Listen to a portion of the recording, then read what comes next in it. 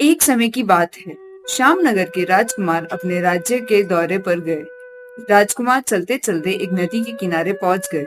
राजकुमार को बहुत तेज प्यास लगी थी, इसलिए राजकुमार ने नदी के किनारे खड़ी एक पिनहारी से जल मांगा। सुनो, क्या तुम मुझे थोड़ा सा जल पिला सकती हो? हाँ हाँ, क्यों नहीं। आप बहुत थके हुए लगते हैं। लगता है आप बहुत दूर से यात्रा करके आ रहे हैं। हाँ, मैं श्यामनगर का राजकुमार प्रताप हूँ और मैं बहुत दूर से यात्रा करके आ रहा हूँ। मेरा नाम अलकनंदा है। मेरा घर यहाँ पास ही में है। आप थके हुए लग रहे हैं। आप मेरे घर चलकर थोड़ा विश्राम कर लीजिए। ठीक है अलकनंदा, हम भी कुछ समय के लिए विश्राम करना चाहते हैं। लीजिए राजकुमार प्रताप, कुछ भोजन ग्रहण कीजिए।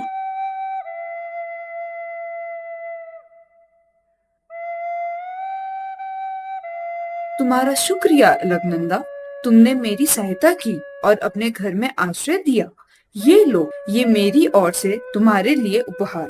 धन्यवाद राजकुमार, ये तो मेरा सौभाग्य है कि आप मेरी इस कुटिया में आए। अब मैं चलता हूँ अलकनंदा। ईश्वर ने चाहा तो हम जल्द ही वापस मिलेंगे और जीवन में कभी भी मेरी सहायता की आवश्यकता हो तो मुझे अवश्य याद करना।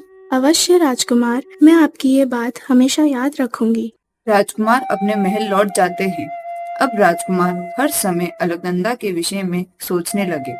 कुछ समय पश्चात राजकुमार उसी स्थान पर वापस गए और अलकनंदा की खोज करने लगे, लेकिन वहाँ अलकनंदा नहीं थी।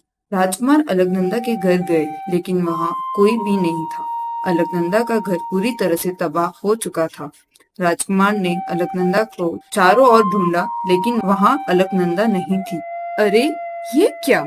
ये तो वही अंगूठी है जो मैंने अलकनंदा को उपहार स्वरूप दी थी, परंतु ये इस अवस्था में कैसे?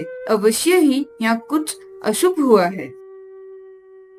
अरे भाई, जरा सुनो, यहाँ एक लड़की रहती थी, वो कहाँ है? क्या तुम्हें पता है? राजकुमार, कुछ दिनों पहले यहाँ समुद्री लुटेरे आए थे। उन्होंने यहाँ हमला कर दिया और अलकनंदा को अपने साथ ले गए। वो सहायता के लिए पुकार रही थी, लेकिन किसी ने सहायता नहीं की। क्या समुद्री लुटेरों का इतना दुस्साहस कि हमारे राज्य में आकर लूट मचाए? मैं करूंगा अलकनंदा की सहायता। अलकनंदा को उन समुद्री लुटेरों से छुड़वा कर लाऊंगा।